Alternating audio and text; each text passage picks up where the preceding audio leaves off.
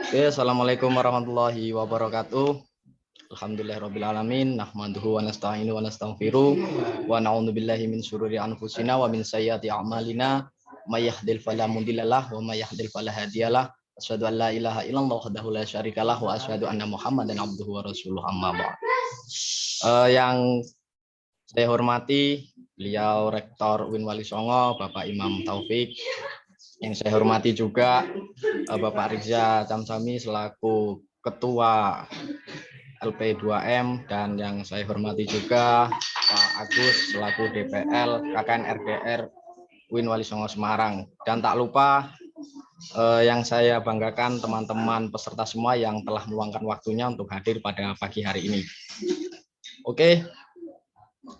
Pada pagi hari ini kita akan membahas ya bagaimana sih strategi branding dan marketing yang bisa digunakan oleh UMKM untuk meningkatkan omset penjualannya. Yang mana sebagai yang kita tahu bahwa antara branding dan marketing itu dua hal yang sangat berbeda ya. Tapi mungkin kebanyakan dari teman-teman menganggap antara branding dan marketing itu hal yang sama. Pada kenyataannya tidak seperti itu. Nanti di webinar ini akan dijelaskan langsung oleh praktisinya ya. Yang pertama ada Om Joni Males atau Om Brian Aga. Yang kedua ada juga Mas Haris Asfa gitu ya. Nah, di sini sudah bergabung keduanya, ada Mas Joni dan Mas Haris Asfa. Tanpa berlama-lama lagi kita langsung saja ke materi yang pertama bersama Om Joni Males atau Mas Brian Aga. Sebelumnya izinkan saya memperkenalkan CV dari beliau terlebih dahulu.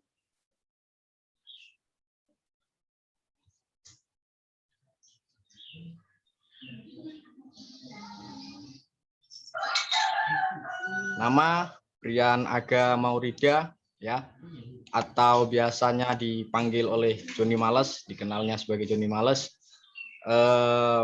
Beliau juga seorang dari praktisi marketplace, affiliate marketing ya, email dan WA marketing, Facebook dan IG Ads, produk kreator, list building dan GV manager dari produk digital. Beliau juga seorang mentor ya, dari orang males banjir order atau Om-Bom itu ada 750-an peserta, kelas Shopee itu ada 1000 peserta, dan kelas 3 marketplace ada 862 peserta, dan masih banyak yang lainnya yang mungkin jika saya sebutkan satu persatu maka tidak akan selesai juga. Nah, oke, mungkin teman-teman sudah pada nggak sabar, kita langsung saja kepada Om Joni untuk menyampaikan materi. Silakan Om. Ya. Assalamualaikum warahmatullahi wabarakatuh. Waalaikumsalam. Ya, terima kasih Om Badrus, juga Bapak-bapak sama teman-teman yang sudah hadir ya. Pagi yang cerah ini ya, secerah udara. Kita akan membahas tentang marketing. Nanti yang branding Mas Haris ya, saya membahas tentang marketing. Om Badrus, saya boleh share layar? Oke, siap. Saya jadikan co-host ya. Ya, siap. Ya teman-teman, sambil santai aja ya, teman-teman bisa sambil ngopi, sambil ini ya. Intinya ini, oh ada yang masuk itu Om di waiting room ya, bisa di approve. Ya sambil santai, sambil ngopi, enggak usah tegang, kita ngobrol-ngobrol santai aja. Nah, oke, saya share layar dulu tentang marketing. Kelihatan nggak layarnya? Oke, lihat Om, lihat. Masuk. Oke, kelihatan ya. Ya, marketing ya. Teman-teman kalau dengar kata marketing ya, saya pertama kali dengar kata marketing itu, market itu kan pasar. Ting itu kata benda, jadi kan jadi pemasaran gitu ya. Saya awalnya juga bingung, marketing itu apa sih? Bedanya sama branding apa? Bedanya sama sales apa gitu kan? Kan ada marketer, ada salesman gitu ya. Marketing ya. Marketing ya pasar, berarti pemasaran gitu. Cara mudahnya seperti itu. Nah, terus saya mulai nih mencari pengertian tentang marketing. Nah, pengertian tentang marketing yang saya temukan nih di Google adalah seperti ini. Definisi marketing adalah serangkaian kegiatan untuk memenuhi kebutuhan dan kepuasan konsumen, baik dengan cara memproduksi produk, kemudian memberikan harga dan mempromosikannya kepada konsumen sehingga terjadi penjualan ya. Jadi intinya itu gimana caranya kita membuat produk kita itu diterima oleh pasar, diterima oleh market, itulah. Terus saya menemukan juga definisi lain dari marketing bisa disebut dengan beberapa aktivitas yang saling berhubungan guna memenuhi apa yang dibutuhkan oleh konsumen sehingga perusahaan mendapat keuntungan dari apa yang dibeli oleh konsumen kayak gitu. Jadi kalau di bahasa Jawa kan ya hampir-hampir sama dengan cara berjualan, tapi lebih ke apa namanya memasarkan, bukan sekedar berjualan tok. Nah, kita persempit aja ya teman-teman ya pengertian marketing ini. Marketing adalah upaya untuk memperkenalkan produk kepada pelanggan. Upaya tersebut untuk dilakukan beberapa aktivitas mulai promosi, distribusi, penjualan hingga strategi pengembangan produk kayak gitu. Nah, kalau marketing online apa? Marketing online adalah memasarkan produk dengan memanfaatkan teknologi internet dengan berbagai platform online agar memperoleh produk dikenal atau memperoleh penjualan. Jadi seperti itu. Ya, memang beda jauh teman-teman dengan branding, tapi saling berkaitan dengan branding ya. Jadi beda marketing dengan branding itu. Kalau branding itu lebih ke jangka panjang, menanamkan ide. Nanti akan dijelaskan Om Haris ya, Mas Haris ya. Caranya untuk menanamkan mengakar kuat gitu. Kalau marketing itu jangka pendek ya, dan jangka pendek dan tujuannya itu untuk memperoleh penjualan, untuk dikenal seluas-luasnya, untuk memperoleh penjualan dan lain sebagainya. Jadi beda, tapi nanti perbedaannya biar Pak Haris yang menjelaskan ya. Nah, kita lanjut nih, kita fokusnya pagi ini ke marketing online ya. Gimana sih marketing online, perlu nggak sih untuk UMKM? Jelas perlu sekali teman-teman, karena era ini zamannya sudah berubah. Kalau dulu orang jualan di pasar, ya pasarnya itu mungkin kalau Jogja pasar Beringharjo, pasar Senen kalau di Jakarta. Kalau sekarang ini pasarnya udah berubah, pasarnya udah pindah ke online teman-teman, ke HP-nya teman-teman. Nah, contoh kasus nih ya teman-teman ya. Saya mau tanya nih, saya mau tanya. Teman-teman boleh jawab di kolom komentar ya. Produk apa yang kira-kira ada di pasar sekarang tapi tidak ada di Tokopedia? Ada yang bisa jawab nggak? Produk yang ada di pasar tapi tidak ada di Tokopedia. Ada yang bisa jawab? Ayo, apa produk yang ada Apa? di pasar tapi tidak ada di Tokopedia? Tapi tidak ada di Tokopedia. Saya yakin pasti ada. Setradisional pasar apapun di Tokopedia pasti ada. Kemarin ada yang menjawab sapu lidi. Kita cek di Tokopedia, sapu lidi ada atau enggak? Ya, ini ya teman-teman ya, ada ya sapu lidi. Apa kira-kira? Teman-teman boleh deh sebutin. Muntu, oke. Muntu ada enggak? Muntu ya. Muntu atau ulekan?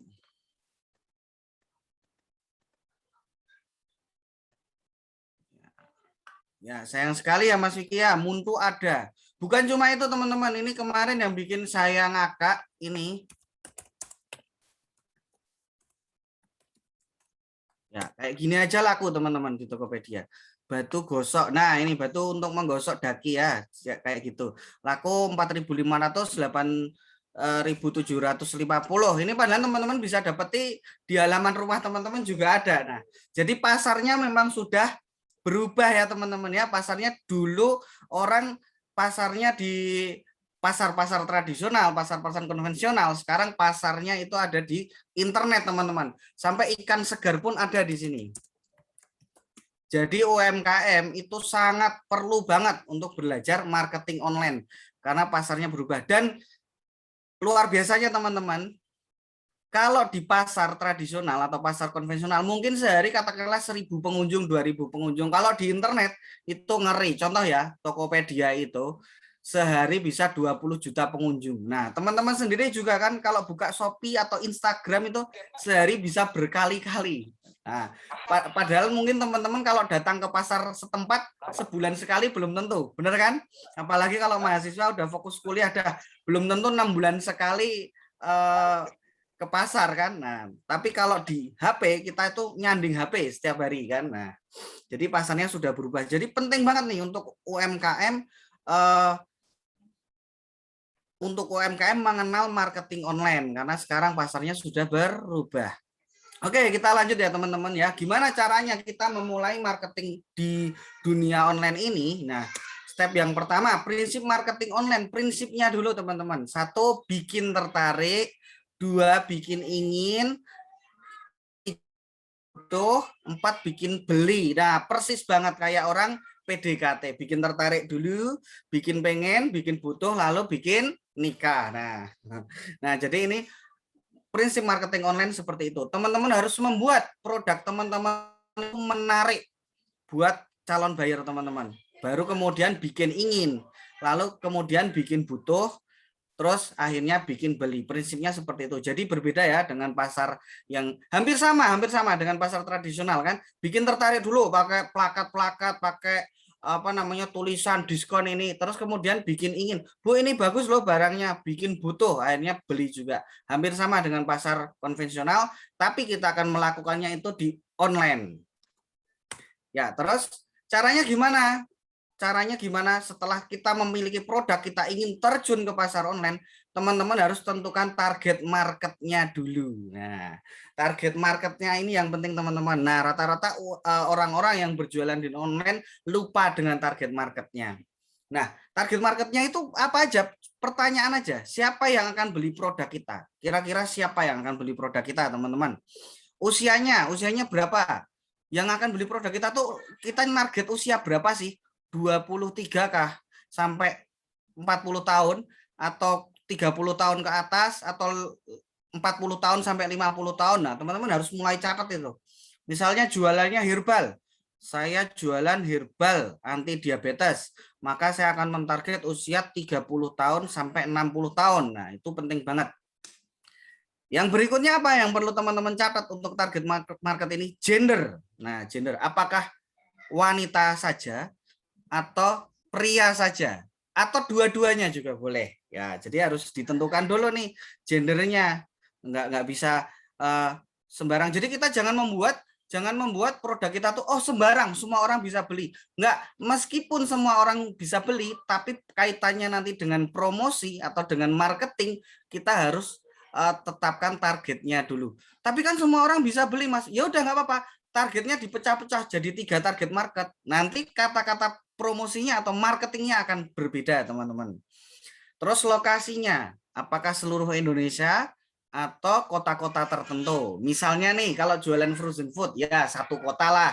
Produk UMKM-nya frozen food, satu kota dulu kan, karena mungkin pengirimannya dan lain sebagainya. Nah, meskipun nanti kita bisa perluas lagi jaringan kita. Nah, habis itu umurnya ya. Umur sama dengan usia. Sorry, maaf ya. Usia sama umur sama, terus status pernikahan. Jomblo kah? Atau in relationship? Ataukah dia seorang suami atau dia seorang istri? Teman-teman harus catat juga. Nah, yang paling penting adalah beli untuk siapa? Beli untuk siapa ini adalah misalnya gendernya 30 sampai 40 tahun, seorang istri, lokasi Indonesia. Dia beli untuk siapa? Untuk dirinya kah? Atau untuk suaminya kah, atau untuk anaknya kah, kan gitu. Nah, kalau misalnya mainan, teman-teman jualan mainan anak, berarti diisi beli untuk anaknya, seperti itu. Oke ya, jadi tentukan target market ini penting banget teman-teman, supaya teman-teman tepat sasaran. Kalau kita tidak menentukan target market, kita tidak akan bisa tepat sasaran. Oke, kita lanjut. Pertanyaan di belakang ya Mas Badrus ya? Oh iya Mas, di belakang. Ya. Oke, setelah kita menentukan target market, kita sudah punya produknya. Yang harus teman-teman lakukan adalah bikin kampanye atau promosi yang sesuai dengan target marketnya. Iya dong, yang sesuai dong. Contohnya foto atau promosinya bisa berupa apa? Foto atau gambar, teman-teman. Kalau teman-teman target marketnya itu cowok-cowok, ya tolong dong fotonya itu jangan frame-nya pink ya, jangan ya, frame-nya yang agak bagus, logonya yang agak bagus seperti itu. Nah, fotonya juga yang maco lah kayak gitu. Nah, kalau target market teman-teman itu nanti cewek ya agak beda gitu. Terus videonya juga teman-teman bikin video produk. Nah, sekarang itu teman-teman banyak cara untuk bikin foto dan video tanpa sewa fotografer atau apa. Pokoknya teman-teman tinggal HP-nya sekarang kan HP saat ini sudah mumpuni banget nih. Jadi bikin foto sendiri ya, foto atau video sendiri yang bagus, pakai background mungkin rumput, meja atau kita bisa juga beli itu teman-teman. Studio Mini itu ada, Studio Mini ada di Tokopedia ya. Teman-teman bisa bikin beli Studio Mini terus produknya difoto dulu. Nah, dan yang penting adalah copywriting. Copywritingnya itu adalah kata-kata persuasif agar orang tertarik membeli, agar orang ingin ya. Kapan-kapan kita bahas copywriting secara lebih detail. Jadi beda kata-katanya, beda target marketnya, beda kata-katanya. Contoh-contoh nih teman-teman.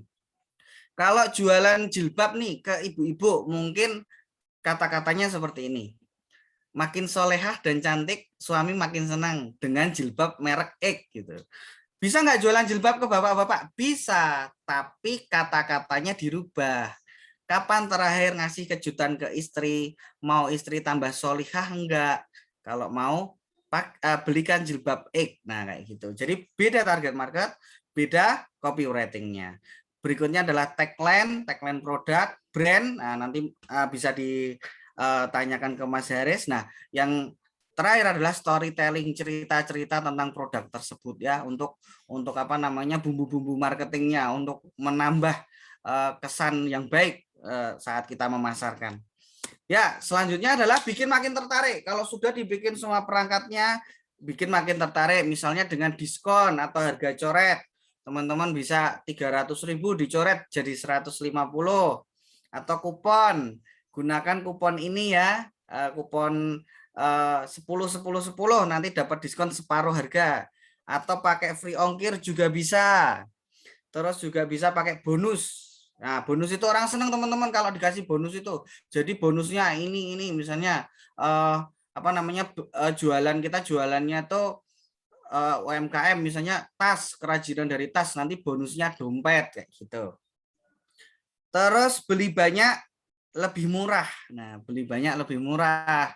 Kalau beli nanti 300.000 ada potongan sekian. Nah, atau bundling lebih murah. Jadi kalau beli alpukat plus jeruk nanti ada diskon sekian. Nah, tapi yang penting jangan lupa berikan batas waktu supaya tertarik, dan butuh batas waktu itu contohnya gini teman-teman. Beli sebelum tanggal 13 dapat diskon free ongkir, setelah itu enggak. Atau sebelum stok habis dan lain sebagainya. Nah, teman-teman bisa gunakan itu kata-kata yang membuat dia takut atau membuat dia apa namanya terpancing untuk beli ya, terpancing untuk segera beli gitu. Dan ini penting banget, ibaratnya itu scarcity, nah batas waktu. Terus lanjut, nah setelah kita menentukan itu semua, teman-teman bisa memilih platform apa yang akan dipilih untuk pemasaran. Teman-teman boleh pilih semua platform, boleh juga 1-2, atau boleh ini bebas teman-teman. Makin banyak makin bagus, tapi tetap teman-teman harus fokus ya. Jangan terus dipilih semua tapi tidak diurus atau tidak dirawat. Nah, platform pertama yang paling banyak dipakai oleh orang Indonesia saat ini adalah marketplace.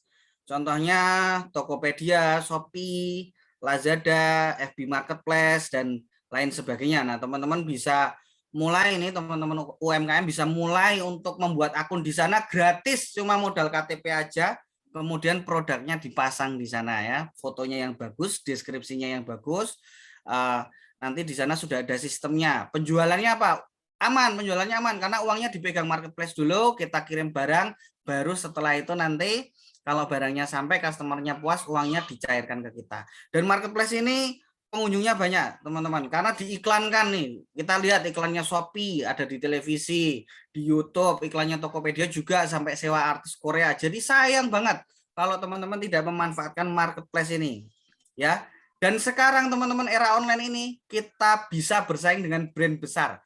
Contoh dulu brand besar misalnya Ramayana. Kalau dulu Ramayana bisa sewa mall, kita nggak bisa sewa mall karena mahal. Sekarang Ramayana buka di Tokopedia, kita bisa buka di Tokopedia? Bisa. Nah, tinggal kita buka.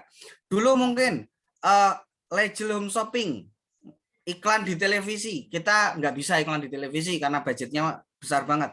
Sekarang mereka buka di Tokopedia, bisa nggak?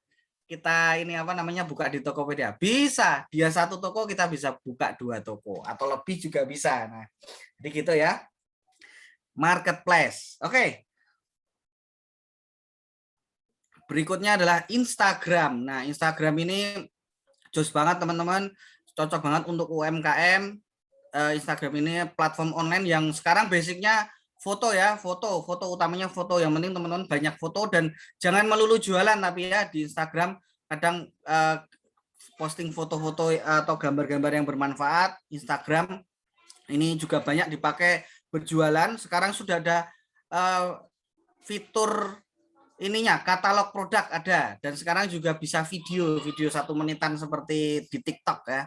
Instagram ini cocok banget untuk teman-teman dan gratis. Instagram juga gratis, modal email dan nomor HP aja. Kemudian TikTok ya, dulu kita melihat aplikasi TikTok ini cuma untuk aplikasi joget-joget, ternyata luar biasa sekali untuk berjualan ya. Banyak sekarang yang beralih berjualan ke TikTok.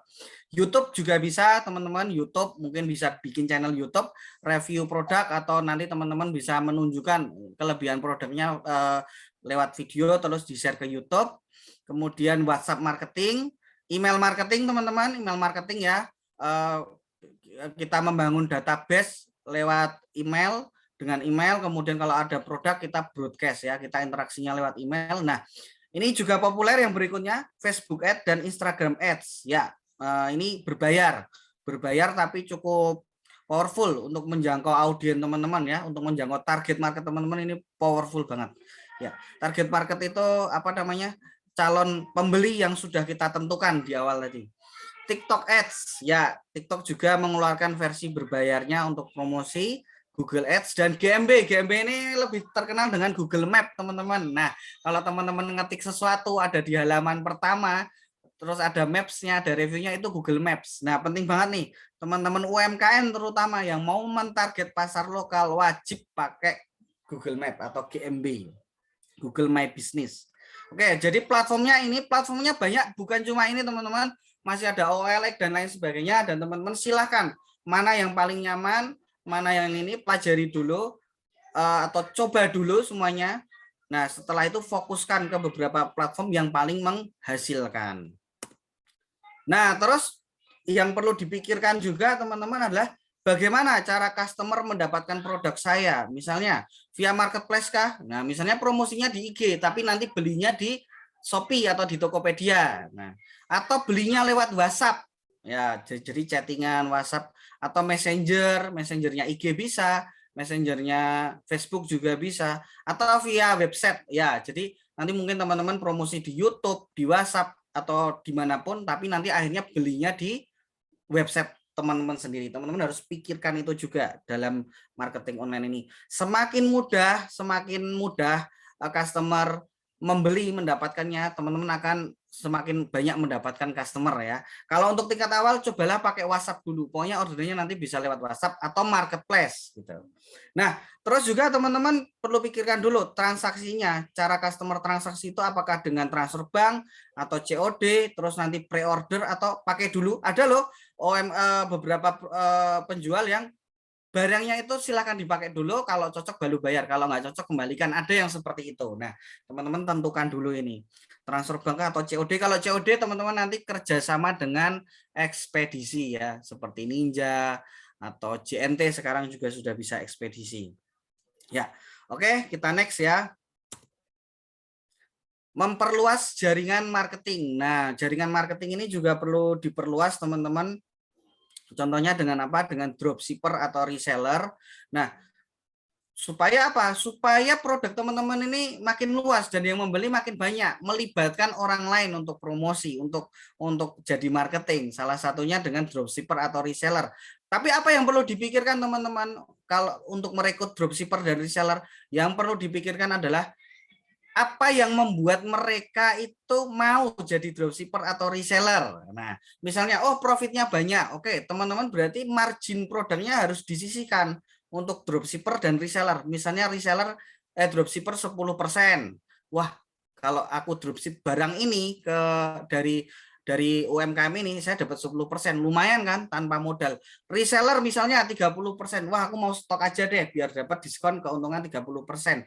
Jadi teman-teman harus bikin alasan kenapa supaya mereka mau untuk jadi dropshipper dan reseller. Contoh lagi mungkin fasilitas, oh kata-kata promosinya, marketing kitnya, tool marketingnya disediakan. Jadi gambarnya, videonya kita yang sediakan semua kayak gitu ya. Jadi teman-teman yang mau gabung dropshipper atau reseller tinggal main aja, tinggal posting aja. Nah, teman-teman harus siapkan itu. Pokoknya bikin alasan. Atau kalau enggak emosi tertentu ya. Jadi bisa tadi fasilitas, bisa jadi emosi, bisa jadi apa namanya? Tadi profit. Nah, emosi tertentu apa? Emosi misalnya gini.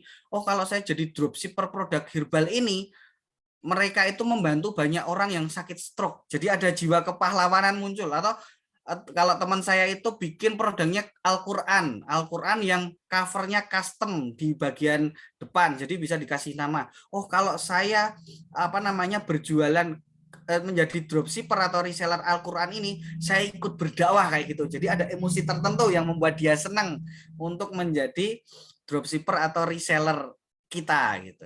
Nah, cara yang ketiga salah satunya adalah affiliate atau referensi. Affiliate marketing itu cuma nge-share aja, cuma mereferensikan aja. Nah, nggak harus pakai website teman-teman, bisa juga pakai kode. Misalnya gini, teman-teman bisa bilang ke mereka, nanti kalau ada teman yang beli kasih aja nomor kita ya, nanti suruh nanti teman-teman nanti para affiliate silahkan bilang kalau customer ini dari kami. Nah, kita kasih mereka komisi. Jadi yang berjualan tetap kita, tapi kita mendapatkan referensi dari affiliate. Ya, bisa pakai sistem affiliate, bisa pakai kupon, bisa pakai kode referensi, atau kasarannya bisa pakai bilang lah ibaratnya. Kalau yang paling jadul pakai bilang, Mas itu tadi customerku loh kayak gitu. Mas ada customer atas nama X enggak? Itu tadi dari aku kayak itu. Atau customernya suruh nanti kalau kamu beli ke sini pakai kode ini ya supaya dapat diskon, seperti itu juga bisa. Nah, jadi referensi atau affiliate ini juga bisa memperluas jaringan marketing teman-teman. Yang berikutnya adalah MLM. Nah, kalau MLM mungkin teman-teman sudah mengerti ya. Saya cuma mencontohkan aja ya. Jadi member get member seperti itu. Nah, itu aja tuh Om Badrus 20 menit ya tadi materi yang saya sampaikan tentang marketing online ini, semoga bermanfaat. Dan yang penting gini, mau memulai dulu teman-teman, memulai dulu mungkin dari bikin produknya dan target market, nanti semuanya akan berjalan dengan sendirinya asal teman-teman mau ngulik, mau belajar, dan mau bekerja keras. Oke, terima kasih waktu dan tempat saya kembalikan ke Om Badrus. Oke, terima kasih banyak Om Joni untuk penyampaian materinya. Keren sekali ya. Semua sudah dibahas tuntas oleh Om Joni bagaimana sih strategi marketing yang dapat kita gunakan untuk kita sebagai pelaku UMKM ya, agar omset penjualan kita itu bisa meningkat. Nah, ada hal penting lagi yang lain selain marketing yang akan kita bahas pada webinar pagi hari ini, yaitu adalah branding, yang mana nanti akan disampaikan langsung oleh praktisi di bidangnya, yaitu Mas Haris Aswah. Beliau ini founder dan juga CEO dari Ice Media Group, dan beliau juga sudah bergabung bersama kita di Zoom ini. Mungkin bisa say hello oleh Om Haris. Halo, halo Mas Badrus. Oke, siap. Gimana kabarnya, Om Haris? Alhamdulillah baik. Alhamdulillah. Sudah siap ya materinya? Sudah. Ini suara saya aman ya? Aman. Oke. Oke, karena Om Haris sudah siap, mungkin kita langsung aja kepada Om Haris untuk membahas branding dari UMKM ini bagaimana gitu ya. Strateginya nanti akan dibahas langsung oleh Om Haris. Mungkin waktu dan tempat saya persilahkan kepada Om Haris untuk menyampaikan materi. Oke. Sudah tampil ya ini layarnya ya? Belum. Belum. Share screen-nya udah. Oke, sudah. Udah ya. Oke. Oke, baik. Ini saya melanjutkan ya. Ini saya nanti akan membahas terkait dengan strategi branding, terutama dalam hal kita mulai basic gitu, basic branding. Nah, sebenarnya tadi yang disampaikan oleh Mas Joni Males itu kan marketing ya. Jadi marketing itu nanti lebih ke mendatangkan konsumen. Tapi kalau branding ini kita membuat konsumen untuk repeat order, beli lagi, beli lagi, beli lagi.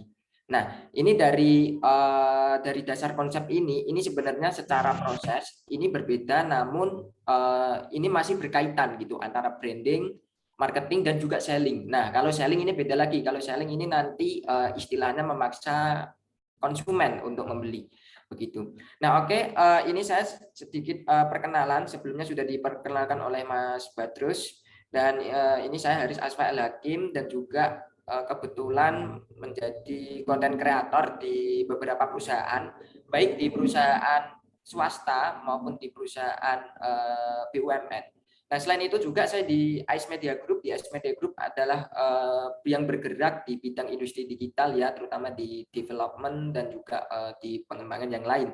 Nah, di antaranya juga ada media online dan juga beberapa agensi yang membidangi di industri kreatif seperti desain, video, fotografi dan seterusnya. Nah, ini juga ada beberapa kontak saya, baik yang kontak pribadi maupun dari kontak Ice Media Group. Nah, oke, lanjut langsung di strategi branding. Nah, branding ini apa sih gitu. Jadi teman-teman harus ngerti dulu ini nanti branding itu dengan brand dan ini perbedaannya seperti apa gitu. Ini harus ngerti, jangan sampai nanti ketika kita udah punya nama itu cuman didiemin tapi kita nggak tahu eksekusinya seperti apa gitu. Nah, di sini branding adalah proses menciptakan persepsi ya. Jadi kita itu membangun karakter, kita membangun yang unik, kita membangun yang berbeda dari kompetitor atau kita berbeda dari yang lain gitu. Nah, intinya branding di situ ya. Nah, kemudian brand itu bukan logo. Nah, ini biasanya masih banyak, biasanya saya ketika juga di forum-forum lain, Mas Badrus, ini kadang teman-teman itu masih bingung, brand itu apa sih gitu. Ada yang mengira logo, ada yang mengira itu visual identity, atau dan seterusnya. Jadi brand itu bukan logo, brand bukan packaging, brand bukan visual identity. Jadi brand adalah persepsi ya, atau konsep. Itu. Nah, contohnya seperti ini. Jadi ketika teman-teman nih kita mau bikin rumah ya, kita mau bikin rumah, sebelum bikin rumah kan kita harus ada gambarnya, harus ada kita datang ke arsitek gitu. Ini gambar rumah saya seperti ini. Jadi kita harus ada konsepnya dulu. Nah, konsep ini yang dinamakan brand. Kemudian setelah ke konsep, kemudian ke eksekusi atau ke kontraktor. Nah, ketika bangun rumah kan kita nanti pembangunan nih, mulai dari fondasi, mulai dari pembangunan penataan batas dan sampai selesai. Nah, itu yang dinamakan proses brandingnya. Jadi branding itu adalah eksekusi. Kalau brand itu adalah konsepnya atau gambarnya dan seterusnya, yang itu grand design-nya lah istilahnya begitu. Kemudian tujuan branding. Nah, tujuan branding adalah yang pertama tentu membuat konsumen menjadi percaya, membuat publik percaya dengan kredibilitas kita. Ini nih kita misalnya saya sebagai content creator. Jadi ketika publik melihat saya itu kompeten di bidang ini gitu. Jadi kompetitor maupun publik maupun konsumen itu mengerti gitu siapa kita. Nah, kemudian yang kedua adalah konsumen menjadi loyal. Nah, jadi ketika kita membuat brand atau maupun brand, kita harus memikirkan desain-desainnya ini tadi, dalam arti konsepnya. Apakah nanti saya membuat ini yang didapatkan oleh konsumen itu apa sih gitu, benefitnya apa gitu, fiturnya apa. Nah, ini yang akan menjadi brand kita, konsumen kita menjadi loyal terhadap brand kita. Kemudian yang terakhir adalah merekomendasikan. Jadi ketika si konsumen tersebut sudah mengerti brand kita, akhirnya mereka merekomendasikan ke teman-teman yang lain gitu. Jadi ini nih saya sudah pakai produk nih dari Ice Media misal. Nah, nanti teman-teman bisa nih pakai ini gini seperti ini gitu. Nah, itu yang dinamakan nanti konsumen akan menjadi loyal dan menjadi basis atau basis ya, menjadi database juga yang menjadi lebih banyak. Nah, kemudian selanjutnya ada jenis-jenis branding. Jadi nanti di sini nanti saya kerucutkan. Ini sebenarnya branding itu luas ya. Ada personal branding, ini nanti yang menyangkut personality. Kemudian ada product branding, ini nanti yang akan kita bahas di product branding terkait dengan UMKM supaya nanti tetap sustainable dan juga survive di masa-masa seperti ini. Kemudian yang ketiga ada city branding. Nah, kalau city branding ini biasanya ini juga saya juga beberapa kali menangani proyek di city branding, yaitu yang menggarap proyek-proyek dari pemerintah yang kita membranding dan kita membangun persepsi bahwasanya di kota ini ada seperti ini dan keunggulannya seperti ini gitu. Kemudian yang terakhir ada communal branding. Nah, kalau communal branding ini nanti kita kesampingkan dulu ya, kita fokus di produk branding. Nah, pentingnya branding itu apa sih? Pentingnya branding itu yang pertama membuat bisnis menjadi sustainable gitu. Jadi ketika kita tidak membranding dengan baik, kita sejak awal tidak memikirkan konsep jangka panjang, nanti yang terjadi adalah bisnis kita akan menjadi redup atau barangkali malah bisa menjadi tutup gulung tikar. Nah, ini yang menjadi persoalan kita, ini yang menjadi PR besar kita. Kita harus menentukan sejak awal konsepnya seperti apa, eksekusinya seperti apa. Ini yang menjadi kuncinya. Kemudian yang kedua, ketika kita dengan membranding, ya ini akan melekat dalam benak konsumen. Dalam arti di sini, misalnya kita ada kopi yang tanpa label gitu. Kemudian yang kedua ada kopi label dengan logo Starbucks. Nah ini nanti mempengaruhi gitu. Ketika kita melihat Starling ya, biasanya di Jakarta itu yang kopi keliling itu kan harganya 3.000-an, 5.000-an udah dapat gitu. Nah, ketika di Starbucks itu bisa 10 kali lipat menjadi 50.000-an gitu. Nah, maka dari itu dengan branding kita nanti akan mengerti konsumen itu ngerti apa gitu. Kemudian yang kedua, nah misalnya ada contoh, misalnya nih Mas Badrus datang ke suatu kota, misal di Surabaya gitu ya. Nah, sebelumnya Mas Badrus itu belum pernah datang ke Surabaya. Nah, ketika Mas Badrus setiba di Surabaya, pasti kan mencari tempat penginapan, mencari tempat makan, dan seterusnya. Nah, di situ Mas Badrus pasti tidak terlalu mikir panjang, dia langsung apa yang melekat di pikirannya gitu. Misalnya nih ada McD atau KFC gitu. Kemudian di kompetitornya itu ada misalnya Rocket Chicken gitu. Nah, dalam hal ini karena McD ini sering promosi ya, di marketing aktivitasnya ini intensitasnya lebih tinggi daripada Rocket Chicken, akhirnya Mas Badrus berhenti di KFC atau McD gitu ya. Nah, maka dari itu kita perlu yang namanya melekatkan persepsi di audiens gitu. Kemudian yang ketiga menyampaikan value bisnis. Nah, kalau ini nanti kita bicaranya ke core value. Sebenarnya ini lebih ke karakteristik juga ya, ke karakteristik. Kalau dalam personal branding itu bahasanya kompetensi begitu. Kemudian yang terakhir adalah menciptakan loyalitas konsumen seperti yang sudah saya sampaikan di awal tadi. Jadi kita itu membuat konsumen nyaman, kita membuat konsumen itu mendapat sesuatu, konsumen itu menjadi apa, konsumen itu menjadi siapa dengan mengenakan produk dari kita. Nah, itu yang perlu kita pikirkan.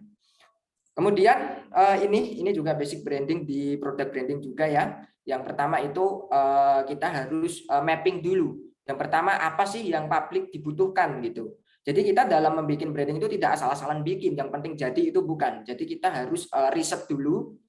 Biasanya ini yang terjadi studi kasus juga di AIS Media ya, maupun juga saya mengelola di lensize.com itu media online.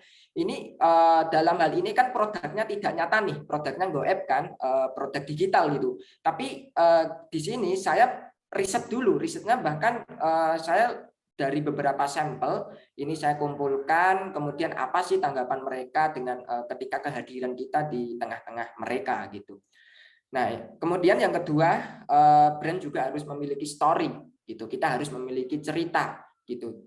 Karena apa? Ketika kita ini hanya muncul saja di permukaan, nanti yang terjadi adalah kita tidak ada bedanya dengan kompetitor.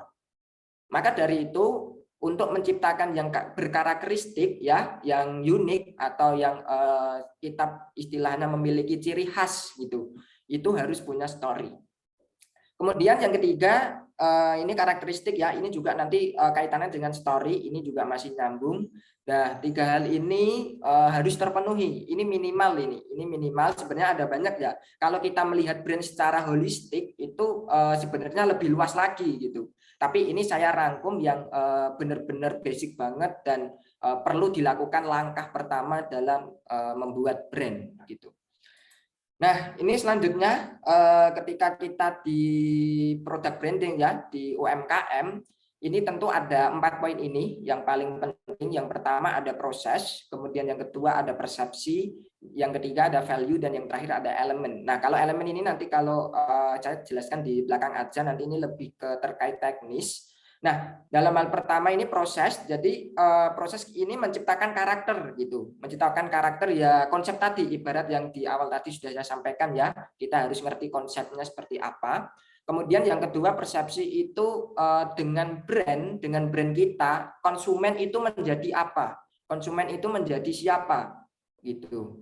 Nah contohnya nih, misalnya Mas Badrus ini pakai ini ya, pakai brand dari Nike gitu, otomatis Mas Badrus lebih pede nih. Dia Mas Badrus lebih terlihat keren gitu daripada brand-brand lokalan misalnya kayak gitu.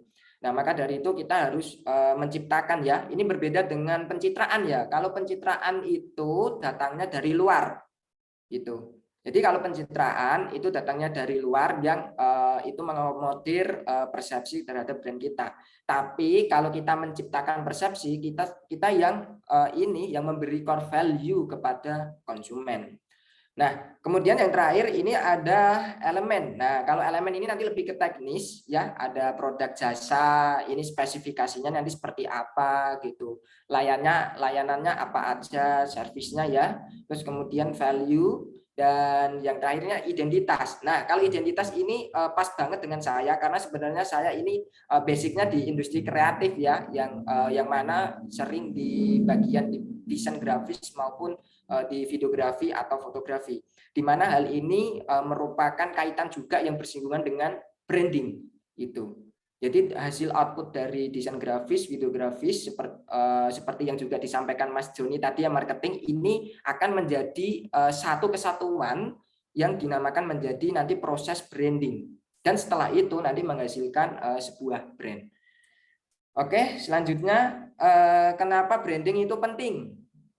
Nah, kenapa branding itu penting? Karena konsumen itu membeli produk dengan branding yang sudah melekat dan mudah diingat, atau di sini itu apa namanya yang kita kenal ya, istilahnya kalau kita ini dalam personal branding bahasanya itu misalnya nih, oh Mas Badrus nih dia ahli di digital marketing, Mas Joni nih dia ahli di bagian digital marketing gitu. Jadi audien itu dalam mengidentifikasi itu tepat sasaran gitu. Dalam arti di sini bukan salah orang atau salah sasaran ya.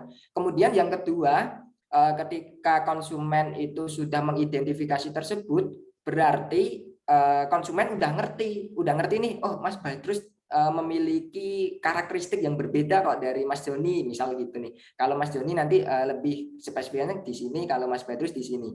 Nah, itu juga harus kita tentukan sejak awal ketika dalam proses branding. Begitu ya. Jadi ini nanti penting banget untuk branding. Nah, jadi brand bagaimana sih kita mempunyai produk supaya dipikirkan oleh konsumen gitu.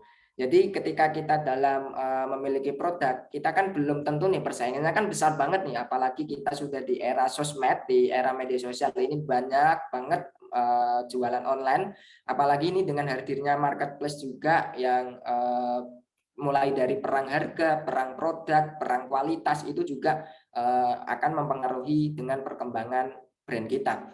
Nah, maka dari itu kita harus yang pertama menentukan produk atau jasa yang spesifik. Kenapa seperti itu? Karena otak manusia ya, otak kita itu ibarat laci pada lemari itu. Nah, ketika kita dalam membuat brand ya atau membuat produk itu, kita harus mapping dulu mana nih lemari yang masih kosong. Nah, maka dari itu kita nanti bisa masuk ke situ. Ketika kita masuk ke situ, dalam arti ini bahasanya itu fish in kategori. Jadi kita membuat kategori pertama yang sebelumnya itu belum ada. gitu. Contohnya nih, misalnya yang sudah ada ini kan kebanyakan kan ayam geprek nih. Misal ayam geprek itu kan banyak banget ya beredar di berbagai kota itu, hampir semuanya ada semua, baik di kota maupun di pelosok. Nah, kemudian ketika kita mau bikin bisnis dibikin ayam geprek atau di bisnis sejenis ya yang produk utamanya adalah ayam, itu kita nanti bikin terobosan baru. Misalnya nih ayam sambal rumput laut misalnya kayak gitu. Nah, ini kan kita menjadi fish in kategori gitu. Kita masuk di kategori baru. Dalam analoginya itu adalah lemari kosong. Gitu. Paham ya sampai sini ya. Jadi ini harus ngerti dulu kita sebelum terjun bikin brand, jangan asal bikin brand. Wah, saya ini lagi tren nih. Misalnya ada minuman boba atau minuman Thai tea, misal beberapa waktu lalu kan sempat tren ya. Sekarang tapi udah meredup lagi. Ini jangan sampai kita memikir sependek itu gitu. Karena nanti akan mempengaruhi pertumbuhan dan perkembangan brand supaya nanti tetap sustainable gitu.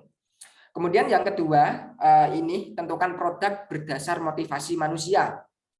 Jadi ini nanti lebih ke kebutuhan ya, ini lebih ke kebutuhan konsumen, apa sih yang dibutuhkan konsumen seperti itu.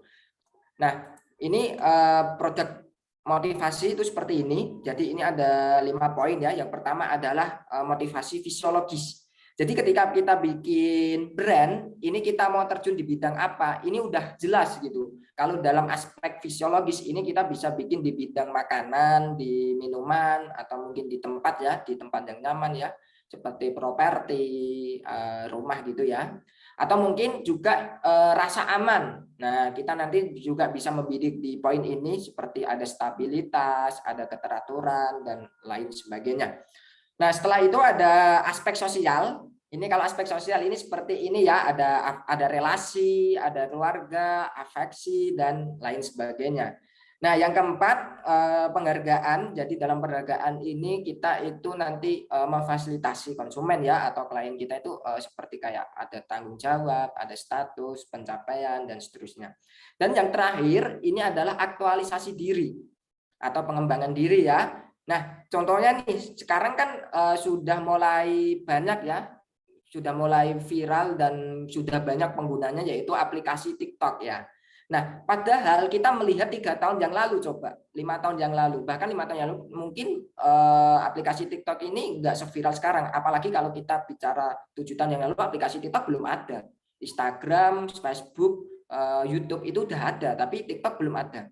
Maka dari itu dari pengembang TikTok ini mereka melihat marketnya lebih ke spesifik. Misalnya nih kalau di konten TikTok kan yang dulunya itu kan terkenalnya misalnya joget-joget nih. Kalau dulu kan kita joget-joget buat apa nih gitu. Kita nggak ada misalnya nggak ada tujuannya, nggak ada manfaatnya kan misal gitu. Tapi kalau sekarang udah ada aplikasi TikTok, mereka itu merasa terfasilitasi dalam pengembangan diri atau aktualisasi diri. Nah, ini salah satu contoh dari menentukan produk berdasarkan motivasi.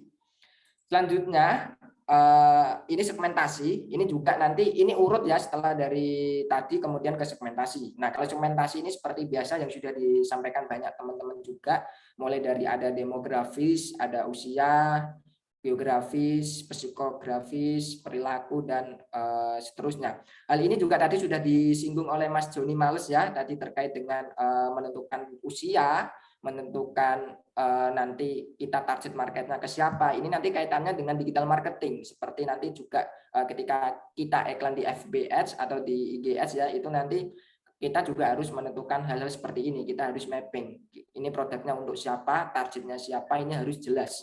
Gitu. Nah, ini nanti kalau kita bicara segmentasi. Kemudian selanjutnya ini juga lebih ke teknis ya. Ini teknis dalam brand. Jadi dalam membuat brand ini ada persona. Yang pertama itu persona itu lebih ke ini ya, memandang produk itu seperti apa gitu. Jadi konsumen itu melihat kita itu siapa sih gitu. Nah, ini yang penting, yang terpenting dan harus kita bangun sejak awal. Kenapa? Kalau kita ini sejak awal kita udah nggak jelas, sudah blunder, nanti akan repot tersendiri dalam proses. Kemudian yang kedua nama merek. Nah, kalau dalam nama merek ini, nama brand ya, ini nanti berkorelasi dengan persona. Jadi ketika kita nanti membuat brand, nanti harus nyambung gitu. Kita harus nyambung dengan nama mereknya. Misalnya nih, ketika kita bikin brand di produk kecantikan misalnya, itu namanya juga nanti harus nyambung dengan yang produk tersebut gitu. Ini nanti akan menjadi lebih spesifik brand kita.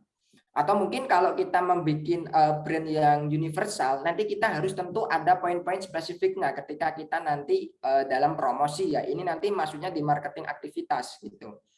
Nah, yang ketiga logo. Nah, logo ini saya sampaikan sejak awal tadi ya, logo itu bukan brand gitu. Jadi logo ini adalah bagian dari brand yang mana di sini adalah mendukung dalam proses promosi, proses mendeliver persepsi kepada audiens dan seterusnya.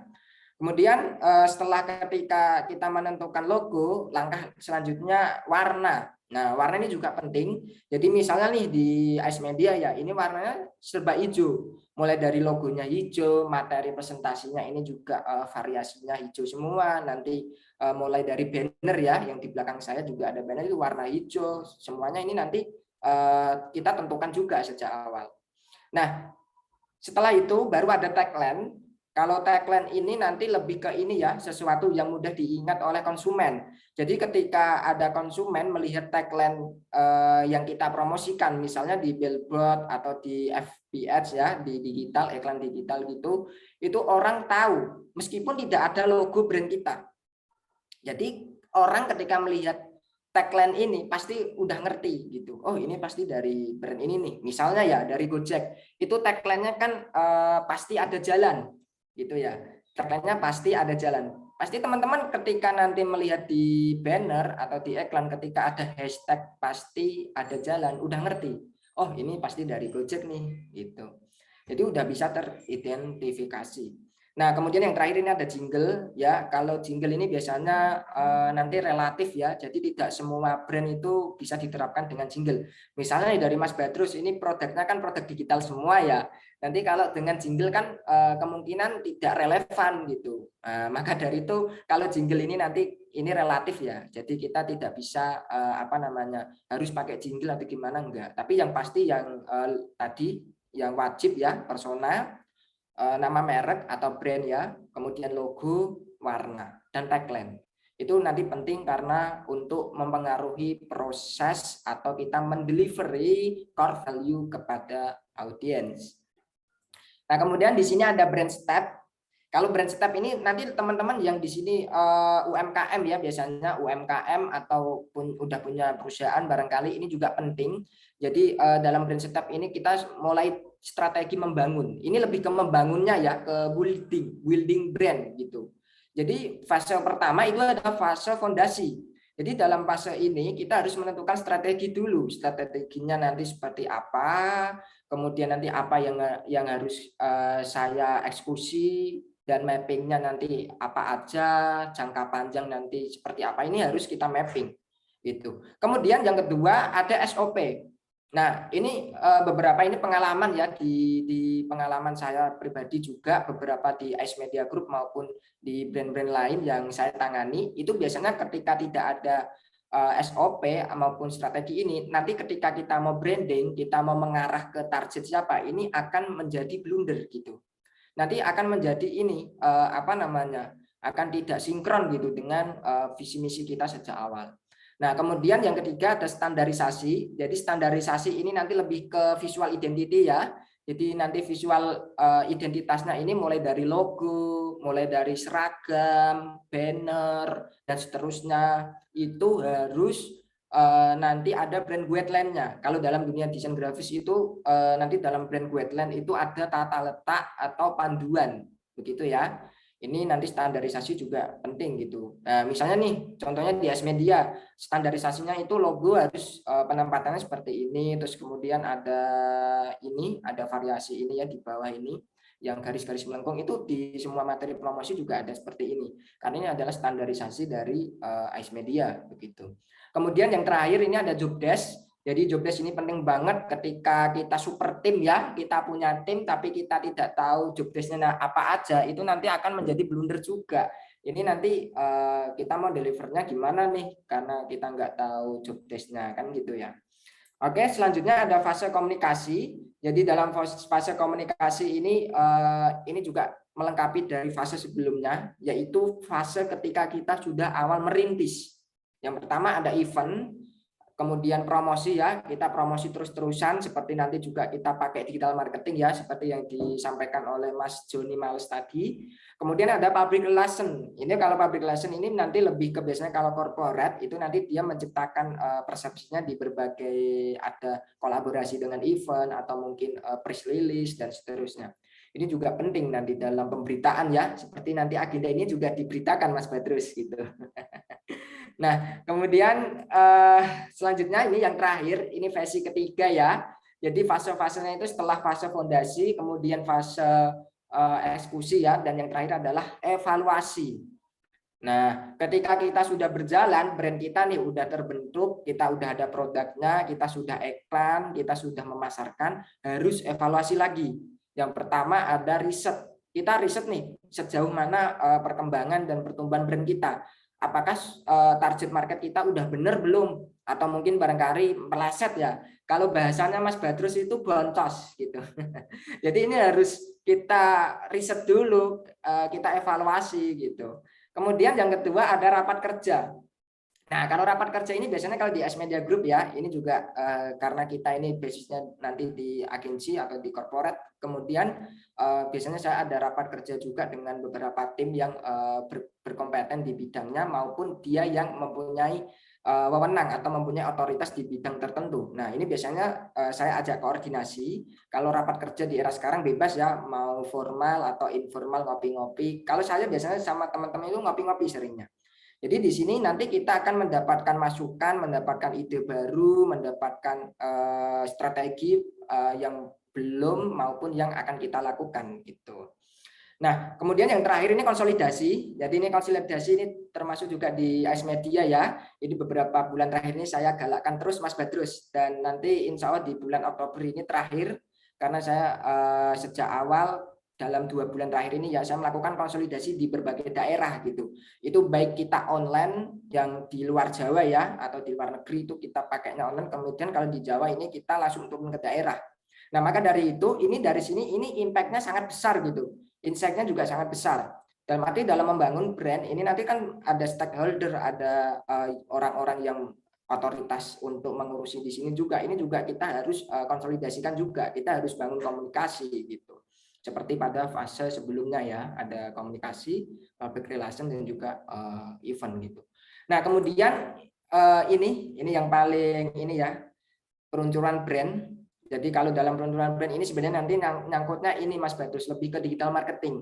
Seperti yang disampaikan Mas Joni Males tadi ya, karena ini nanti tadi sudah dijelaskan banyak oleh Mas Joni. Jadi nanti saya ini akan tipis-tipisnya aja gitu, karena akan sama lah kira-kira gitu. Nah, dalam brand building ini ada yang dinamakan marketing activities gitu, atau aktivitas marketing ya, yang harus diaktifasi dalam promosi gitu.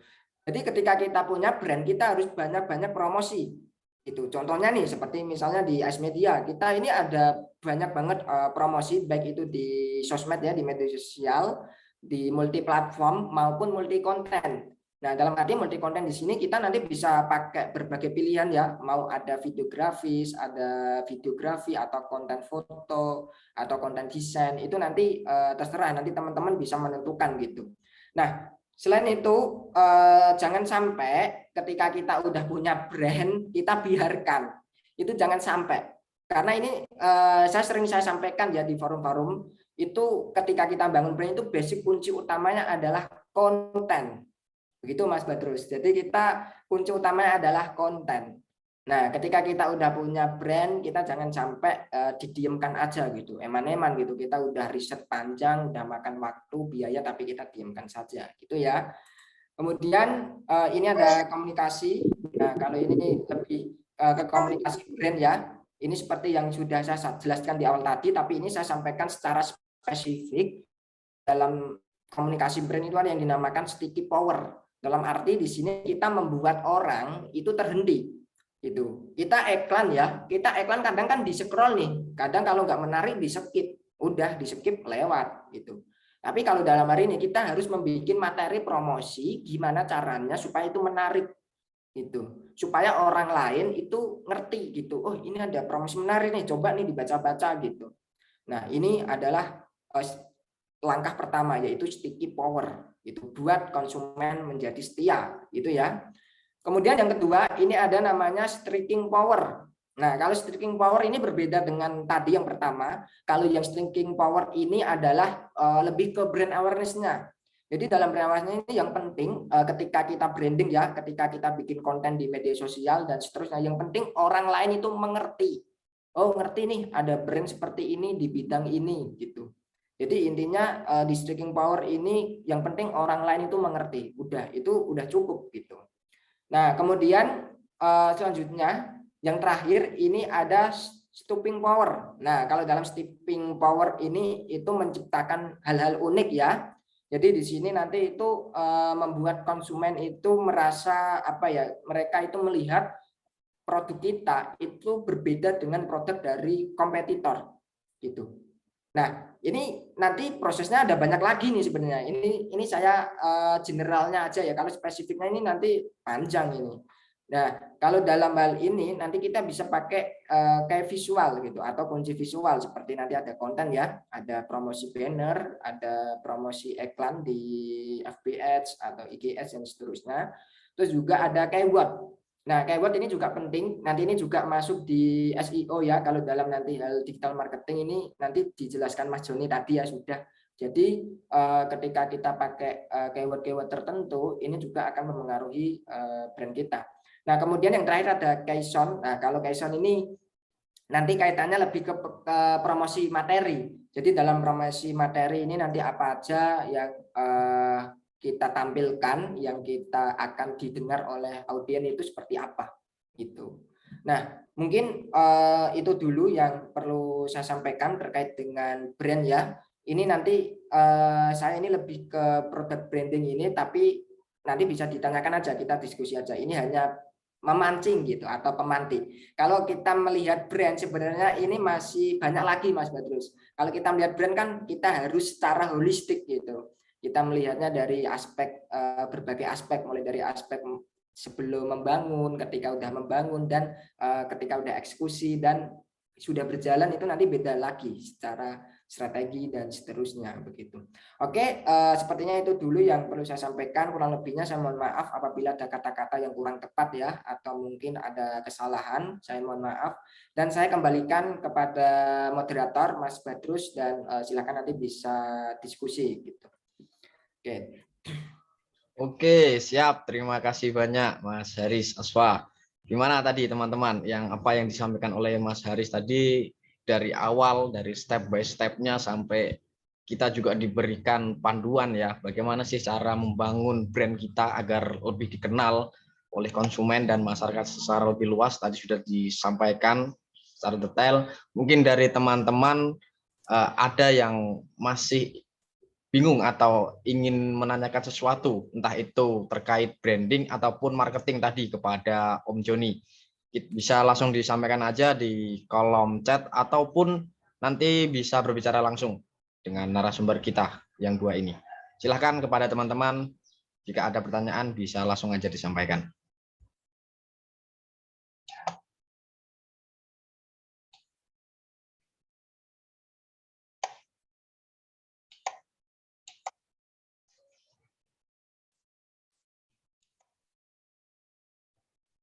Oke, ada pertanyaan dari teman-teman? Mumpung kita masih bersama dua narasumber kita yang ibu ini yang nggak kalah menariknya gitu ya. Silahkan mumpung ada waktu dan seperti yang saya sampaikan bahwa untuk 3 penanya terbaik nantinya juga akan saya berikan bimbingan khusus ya. Bagaimana sih cara beriklan di Facebook Ads hanya dengan menggunakan handphone Android. Tentunya hal itu hanya diberikan untuk 3 penanya yang memang aktif dan pertanyaannya sangat berbobot seperti itu.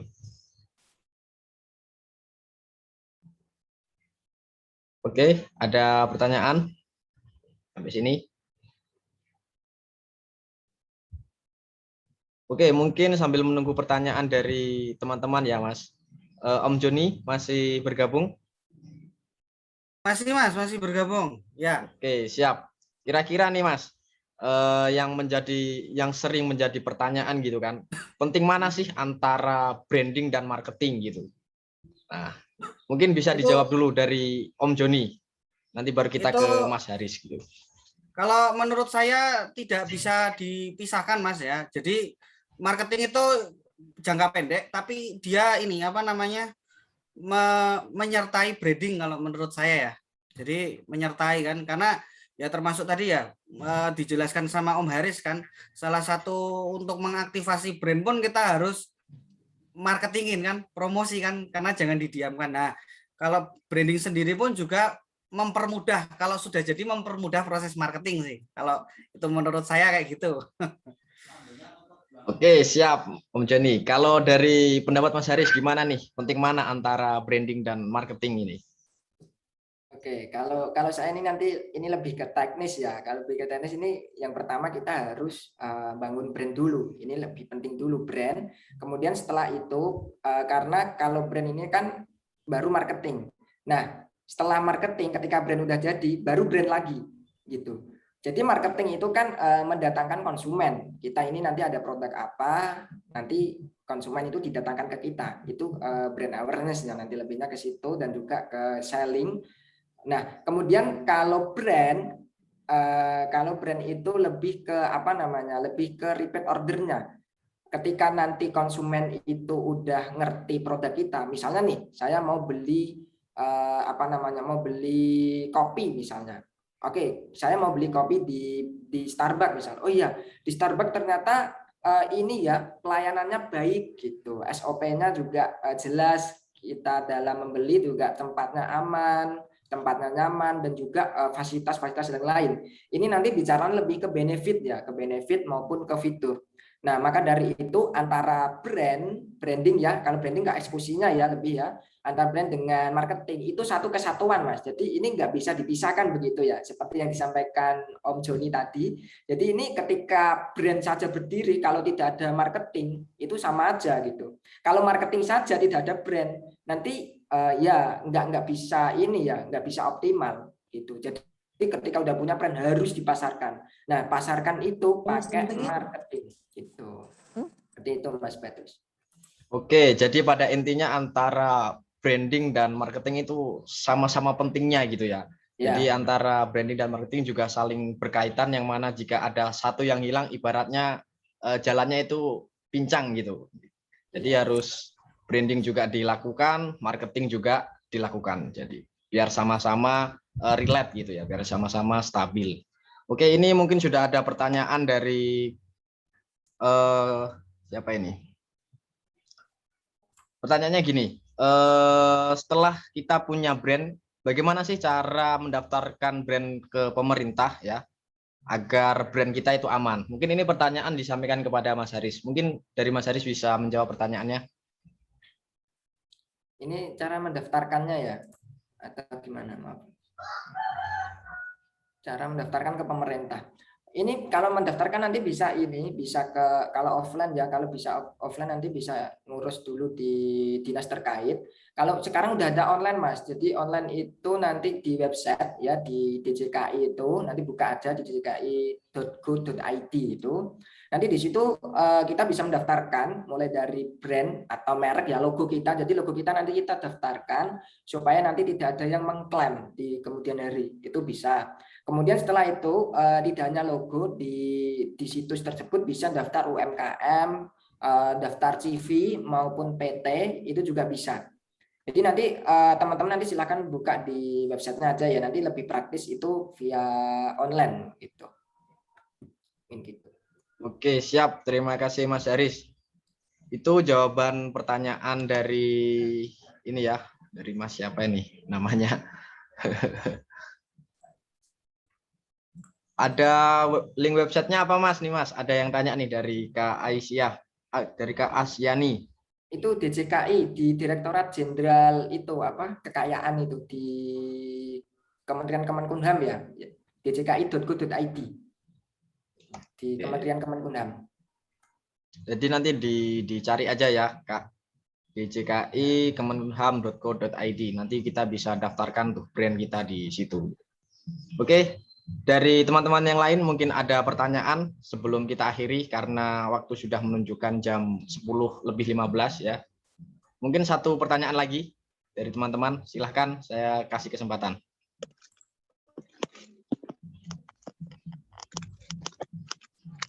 Silakan Mas Fahmi.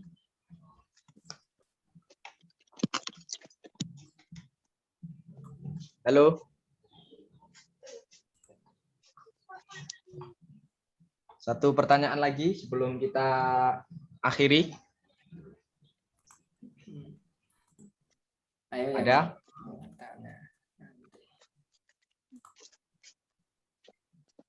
Oke, jika tidak ada, mungkin satu pertanyaan ini dari saya aja mungkin gitu ya. Oh, ini ada pertanyaan lagi. Apa saja sih syarat-syarat untuk mendaftarkan brand kita di DJKI tadi itu dari Mas Boy? Mungkin ini pertanyaan juga disampaikan kepada Mas Haris. Silahkan kepada Mas Haris mungkin bisa untuk dijawab langsung. Kalau kalau syarat-syaratnya ini nanti bisa bisa lihat di ini ya, di DJKI ini di websitenya ini juga sudah ada dicantumkan. Biasanya itu yang paling terpenting logo kita itu brandingnya logonya itu tidak boleh sama dengan logo yang sudah ada sebelumnya. Ini yang paling penting. Terus kemudian terkait nama brand juga ini nanti mempengaruhi, barangkali nanti mungkin ada kesamaan nama atau mungkin meskipun berbeda ya, tapi itu biasanya tidak di ACC, biasanya ditolak. Nah, dalam arti di sini tuh kemarin beberapa teman-teman sharing-sharing itu ada yang mengajukan itu ada yang cepat langsung di ACC, ada juga yang lama karena verifikasinya ini kalau yang yang tadi ya istilahnya agak bermasalah gitu, itu cukup lama verifikasinya. Nah, itu mungkin kalau syarat lebih detailnya nanti bisa dilihat di websitenya ya. Itu nanti sudah tertera di situ. Nanti dibaca-baca aja. Oke, siap. Terima kasih Mas Haris. Karena waktu sudah menunjukkan jam 10:17 gitu ya. Kita sudah lebih 17 menit dari jadwal webinar ini. Jadi mungkin kita cukupkan saja. Sebelum saya tutup mungkin ada sedikit closing statement dari Om Joni dulu nih, kira-kira dari marketing, bagaimana sih closing statement yang diberikan untuk penyemangat teman-teman pelaku UMKM ini, Mas? Ya, pokoknya kita online itu cepat banget perkembangannya, marketing online itu cepat banget. Sedikit-sedikit ada update plugin, ada update aturan, terus juga mungkin kayak dulu ya, kita biasa ngiklan di toko bagus, tiba-tiba ada marketplace, terus habis marketplace ada TikTok, ada Instagram. Nah, pesan saya adalah jangan pernah berhenti untuk belajar dan mencoba, karena kita tidak akan tahu kalau kita tidak mencoba. Siap, mantap. Oke, dari Mas Haris Aswani, ada closing statement nggak yang mau disampaikan kepada teman-teman pelaku UMKM tentang branding ini? Oke, intinya gini ya, kita terus supaya bisnis kita atau UMKM kita terus sustainable dan juga survive di masa-masa seperti ini, kita harus mencoba hal-hal baru. Ini yang paling terpenting karena dengan kita mencoba hal baru, kita nanti akan mendapatkan insight atau impact yang baru juga. Nah, insya Allah nanti dari ini akan bisa menstimulan bisnis kita gitu ya. Dan yang terpenting adalah jangan berkata tidak bisa sebelum mencoba dan terus bergerak. Gitu. Mantap, siap, laksanakan. Oke, terima kasih kepada Om Joni dan Mas Haris yang telah meluangkan waktunya ya untuk berbagi ilmu kepada teman-teman UMKM semua yang hadir pada webinar pagi ini. Dan saya ucapkan juga banyak terima kasih kepada teman-teman semua yang meluangkan waktunya. Dan semoga apa yang disampaikan beliau-beliau ini nantinya juga bisa bermanfaat bagi kita dan tentunya jangan lupa dipraktekkan gitu ya. Pada intinya sebuah ilmu itu akan terasa jika kita praktekkan gitu. Mungkin itu yang dapat kami sampaikan, kurang lebihnya saya mohon maaf. Wallahul muwaffiq ila aqwamit thoriq. Wassalamualaikum warahmatullahi wabarakatuh.